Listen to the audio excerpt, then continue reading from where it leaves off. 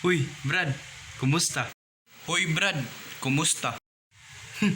Yaga, wa man gihapon ka na usab, Brad. Ha, bitaw, Brad, okay ra. Ako sad, okay lang.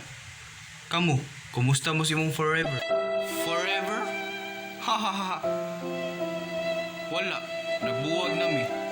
Para masayod ka, walay forever. Ha? Wala. Unsay wala?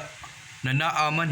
Sa science sa nag-ingon na ang butang na dili nimo mahikapan ug dili nimo makit-an wala nag-exist. So walay forever. Kasabot? Basta. Ang Ginoo na forever. Ikaw, mutuo ka o Ginoo? Siyempre, Ginoo gud na. Ako, sa sukad-sukad, wala ko nituo sa inyong Ginoo. Kay ngano, imo siyang mahikapan? Dili. Nya, imo siyang makit-an? Dili pud. O, mao ka. Pero Brad, ako siyang mabatian.